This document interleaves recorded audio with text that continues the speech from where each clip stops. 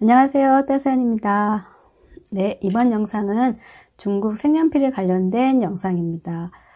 이게 이제 마르코 르누아르라고 중국에서 생산을 하고 있고요.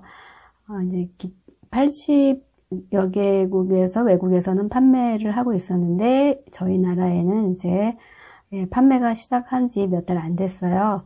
그래서 이 마르코라는 중국에서 색연필 전문 회사인데 대부분의 그 어떤 색연필들을 이 마르코에서 생산을 하고 해주는 형태이기 때문에 이 색연필에 대한 거를 이제 많이 이렇게 생산을 해본 회사인데 거기서 이제 다이렉트로 색연필을 만든 런칭한 브랜드인 거죠.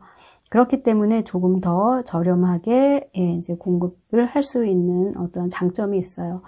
그래서 이 색연필 같은 경우에는 지금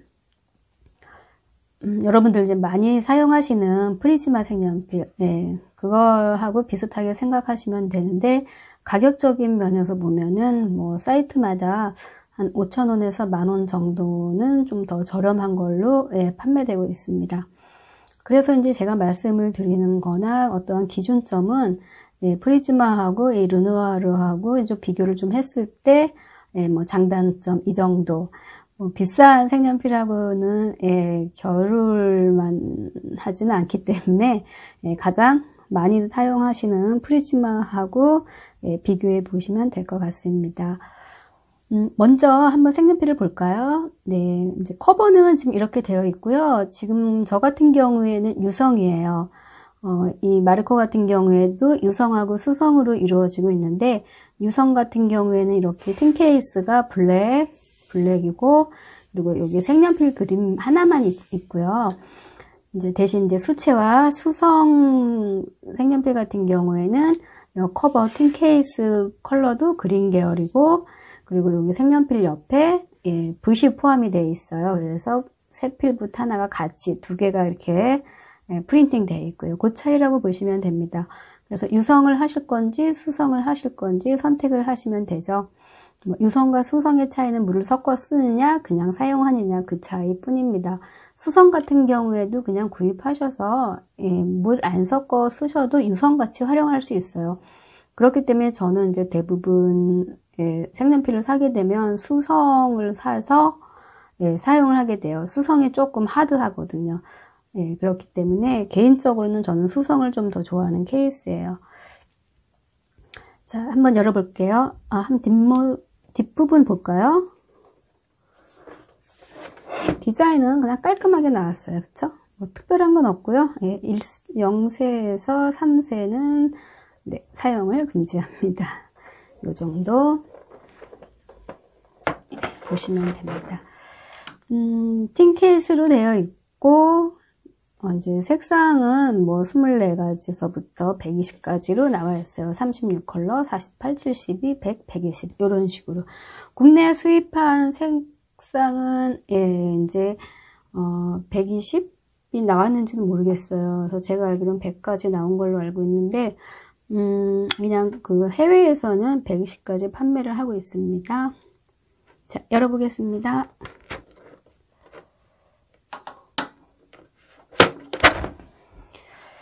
네, 이제 열었을 때 위에 커버도 이제 앞에 그 디자인 같은 모양으로 되어 있고요. 자, 네, 36컬러가 이제 1단계 1층으로 되어 있어서 총 72컬러가 이렇게 2단으로 생성되어 있습니다. 자, 1단에서 이렇게 손잡이가 있고요. 2단 보시면은 손잡이는 없어서 조금 불편은 해요.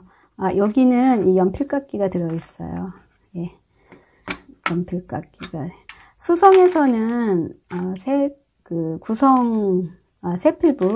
새필붓이 들어있고 수채하다 보니까 얘는 그냥 연필깎이가 들어있습니다. 자, 이렇게 구성되어 있어요. 깔끔하죠? 이렇게 해서. 자, 이렇게 해서 제가 한 총 3가지로 이 색연필에 관련된 말씀을 드려볼까 합니다. 네, 첫 번째 생명에 관련된 겁니다. 제가 왜 처음부터 이 생명에 관련된 걸 말씀드리냐면, 보통 연필에는, 이렇게, 한쪽에는 그 회사의 그 제품 브랜드명이 있고, 그 뒷부분에는 생명이 이렇게 있고, 코드가 있어요. 근데 얘는 생명이 없어요. 무슨 색인지를 모르고 써야 되는 거죠, 결국은.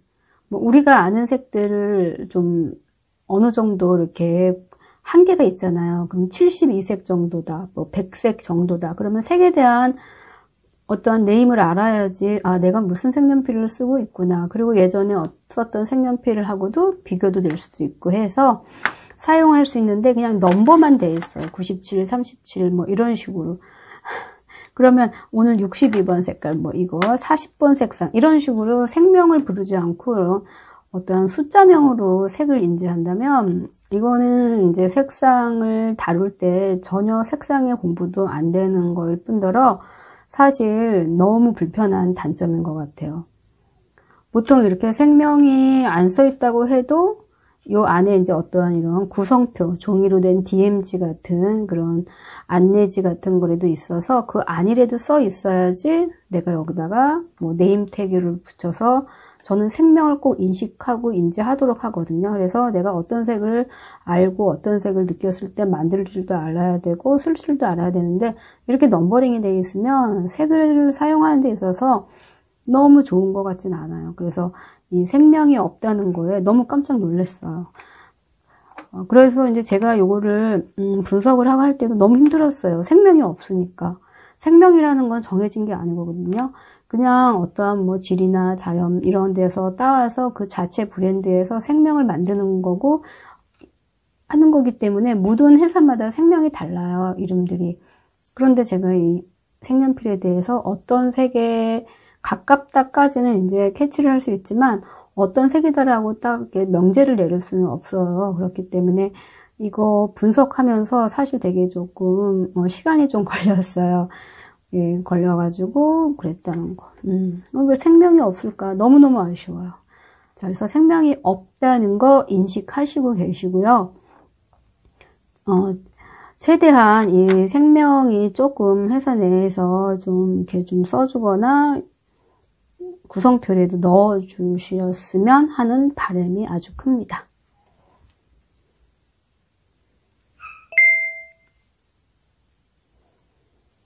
네, 두 번째는 색 분포도입니다. 제가 이 색연필 보고 제일 관심 있었던 부분이죠. 이 도대체 이 르누아르 색연필은 어떻게 분포가 되어 있을까? 제일 궁금했던 부분이라서 뭐 분석은 사실 빨리 해놨어요. 네, 그래갖고 이제 좀 이걸 결론을 좀 보여드리자면 너무 좋아요. 자, 화면으로 봤을 때는 전체가 다 안 보이실 것 같아요. 일단 여기 위에부터. 자, 이렇게 이제 제가 그 십차색을 중심으로 해서 색의 분포도를 조금 더 이렇게 정리를 해 놓았고요.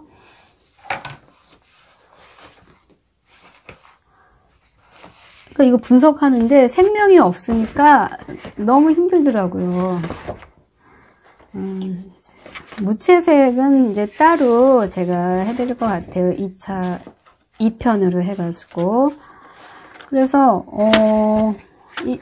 이거 분석하면서, 38번은 어떤 색에 가깝고, 어떤 색에 가깝고 해서 최대한 알려드릴까 싶어가지고, 나름대로 이제 기존에 있는 색연필들의 네임을 비슷하게 해가지고, 정하긴 했는데 한 반 정도는 했어요. 반 정도는 했는데 반 정도는 제가 더 이상 붙이면은 나중에 말이 나올 수 있겠어요. 뭐 색명을 제 마음대로 할 수도 없는 거고 어떤 색에 가깝습니다. 이 정도로 얘기해 드릴 수는 있지만 함부로 색명을 말씀드리는 건 쉽지 않은 것 같아요.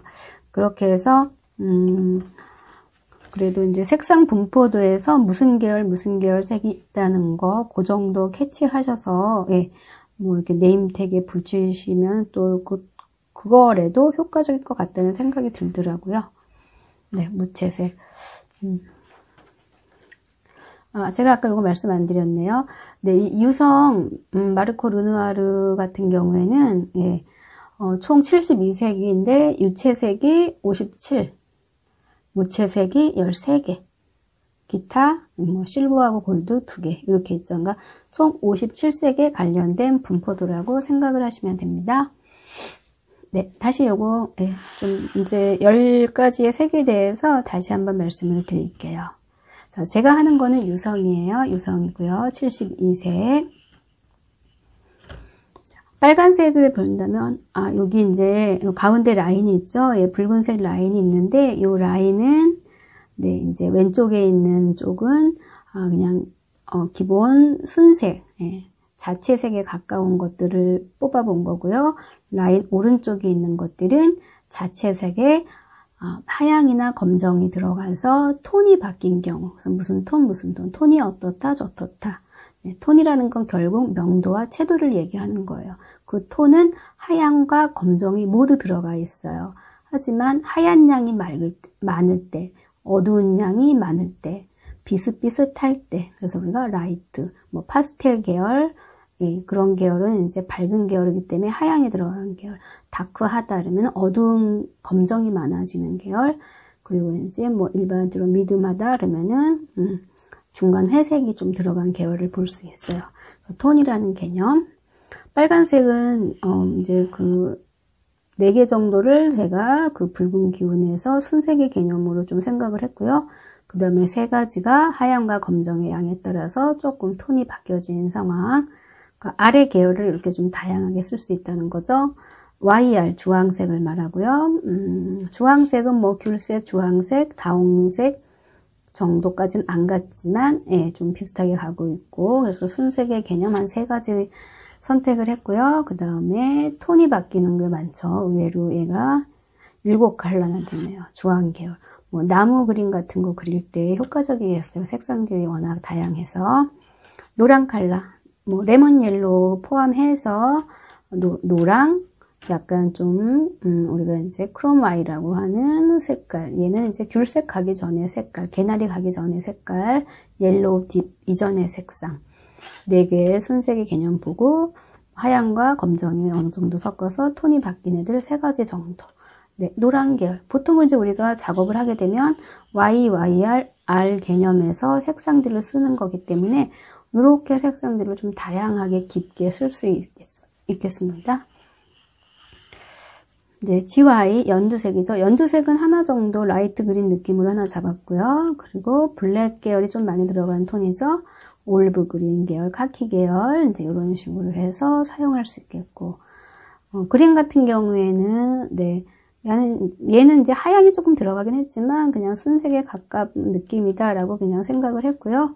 여기 이제 가장 가깝겠죠. 거기에 블랙 느낌이 좀 들어간 색상들 2가지.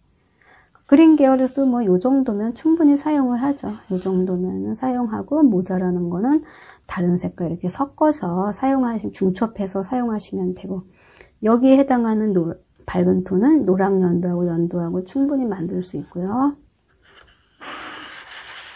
자, 비지 청록 계열을 말하고요. 청록 계열하고 블루 계열 이제 이렇게 4가지 정도. 청록은 조금 얘는 어두워졌고 얘는 좀 밝은 느낌 순색 들지만 순색 개념으로 봤고, 얘는 이제 2개가 화이트가 좀 섞인 애들, 페일 계열의 톤에 해당하는 애들. 블루는 색상이 뭐 그냥 쏘쏘합니다. 쏘쏘하고 화이트가 2개 섞은 계열의 톤이 바뀐 애들 2개. 그 다음에 PB는 이제 남색을 얘기하죠. 그러니까 파랑 B에다가 퍼플, 보라가 좀 섞여 있는 계열. 그래서 얘는 남색, 보라가 많이 들어간 남보라색 계열까지 PB 계열로 보시면 되고요. 여기에서 하양이 많이 들어간 애들은 이제 얘는 블랙이 조금 들어간 애들.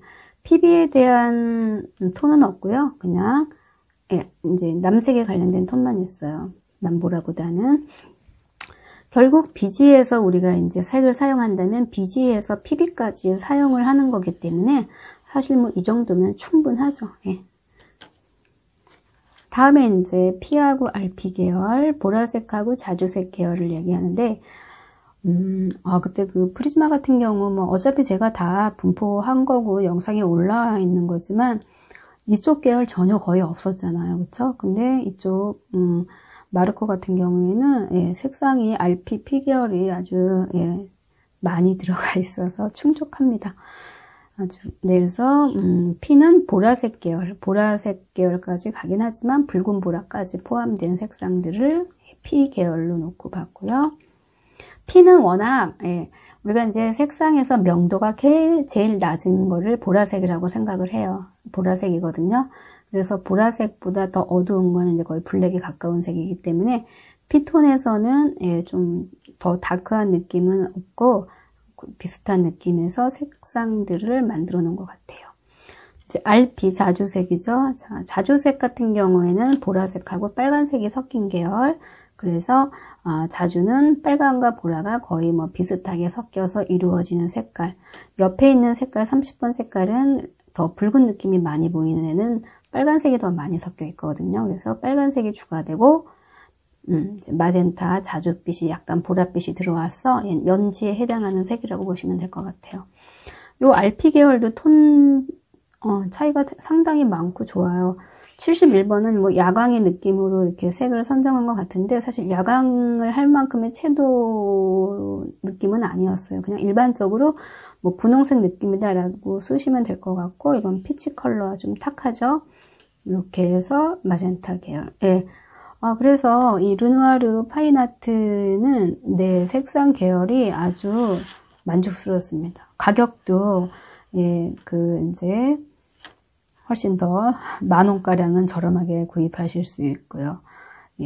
그래서 색상 분포도는 아주 좋다라는 것 말씀드리겠습니다.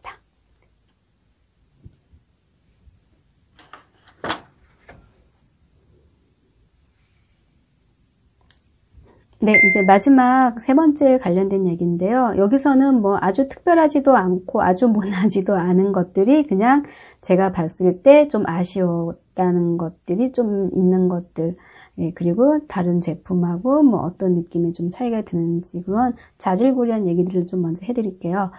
여기서 제일 해드리고 싶은 얘기는 이 르누아르 연필은 일반적으로 제가 봤을 때 약간의 그 색을 이렇게 칠했을 때 채도가 아주 좋진 않아요. 힘을 아주 주시면 돼요.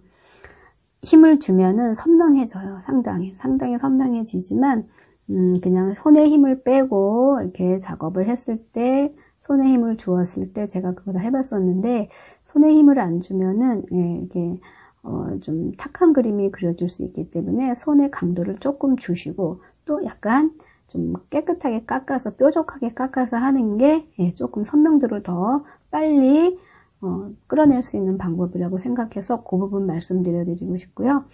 그리고 이제 그렇기 때문에 채색이나 그라데이션 했을 때 일반 제가 아까 비교했던 프리즈마 색연필하고 거의 비슷해요. 뭐 특별히 나쁜 것도 없고 특별히 좋은 것도 없고 그 부분은 비슷하다. 부드럽고요. 아무래도 이게 유성이다 보니까.